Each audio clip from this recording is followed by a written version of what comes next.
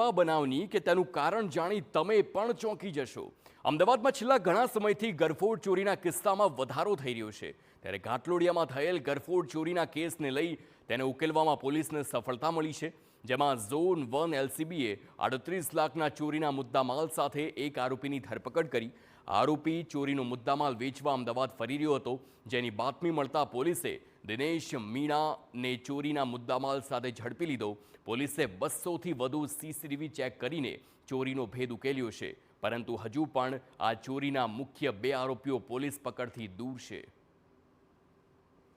દિનેશ હલિયા કે જે પોતે જિલ્લો ડુંગરપુર રાજસ્થાનનો રહેવાસી છે, એ પોતાની સાથે ચોરીના દાગીના વેચવા માટે થઈ અમદાવાદમાં ક્યાંક ફરી રહેલ છે એવી હકીકત મળતા તેની અલગ અલગ પદ્ધતિથી પૂછપરછ કરતા ઉપરોક્ત ઘાટલોડિયા પોલીસ સ્ટેશનની જે ગરફોડ ચોરી છે તે પોતે અને એની સાથે અન્ય 2 આરોપી સાથે કરેલાનું કબૂલાઈ છે। તમે જાણીને ચોંકી જશો કે આ ટોળકી બાઇક પર ચોરી કરવા રાજસ્થાનથી અમદાવાદ આવીને ચોરીને અંજામ આપતી, જેમાં નિકિતા પાર્ક સોસાયટીમાં મકાન બંધ જોઈ તસ્કરોની નિયત બગડી અને 38 લાખ રૂપિયાની ચોરીને અંજામ આપ્યો। પોલીસે આરોપીની પૂછપરછ કરતા સામે આવ્યું છે કે આરોપી દિનેશ મીણા મૂળ રાજસ્થાનના ડુંગરપુરાનો એ કલાસુઆ ગામનો રહેવાસી છે। વોન્ટેડ આરોપી કમલેશ અને ઈશ્વર પણ તે ગામના રહેવાસી છે।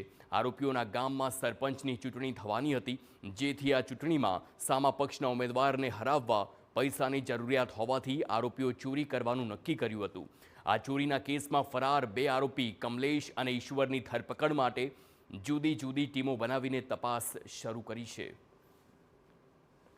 દિનેશ હલિયા જે પોતે બાઇક લઈ અન્ય 2 આરોપીને ગરફોડ કરવા માટે ઉતારવા અને ગરફોડ કરી દીધા બાદ લેવા માટે આવતો હતો।